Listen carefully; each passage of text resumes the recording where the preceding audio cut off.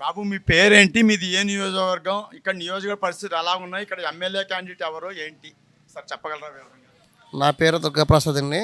మాది కొంతమూరు, రాజమండ్రి రూరల్.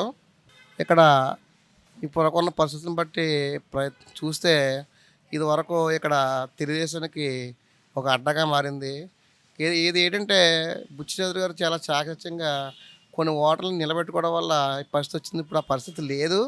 ఎందుకు లేదంటే ఈ పరిస్థితి రోజు మన ఎమ్మెల్యే ఇప్పుడు వచ్చిన రూరల్ కోఆర్డినేటర్ గారు చాలా తెలివైన వ్యక్తి, చాకచక్యంగా ప్రతి కార్యకర్తను కూడా దగ్గర చేర్చుకుని గౌరవంగా పలకరించే వ్యక్తి.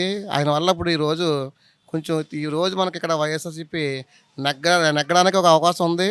గెలుస్తుంది, తప్పకుండా గెలుస్తుంది. ఎందుకు గెలుస్తుందంటే ఆయన మాటల్లోనే ఉంది నిజాయితీ కూడాని. ఆయన కష్టపడి ఇక్కడ చేయగలరు. ఇక వచ్చిన తర్వాత చాలా శంకుస్థాపన జరిగినాయి. అలాగే చెరువు కానీ, తర్వాత ఏదో ఇక్కడ నెక్స్ట్ పార్క్ అని, అలాగే ఇక్కడ మన రాజులకుడి దగ్గర సీసీ రోడ్లని, అలాగే ఇంకా చేసిన పనులు కూడా ఉన్నాయి. ఇప్పుడే ఈయన ఎమ్మెల్యేగా గెలకుండా ఈ పనులు చేసినట్టు ఎమ్మెల్యేకి గెలిచిన తర్వాత ఇంకా మంచి పనులు చేస్తారు. ఎందుకంటే జగన్ గారు అక్కడ ఎంతో నిజాయితీ పరుడు. ఆయన నిజాయితీగా నేను మేనిఫెస్టో ఈ రోజు ప్రకటించారు. ఆ మేనిఫెస్టో నేను చేయగలను అన్నది చెప్పాడు తప్ప నిజాయితీగా చెప్పాడు ఆయన. అలాగే నిజాయితీగా చెప్పే ముఖ్యమంత్రి ఎవరు ఉండరు. అబద్ధ వాగ్దానం ఇచ్చి అధికారులకు రావద్దని చూస్తారు. ఎందుకంటే ఆయనకు ఉన్న క్రెడిబిలిటీ అలాంటిది.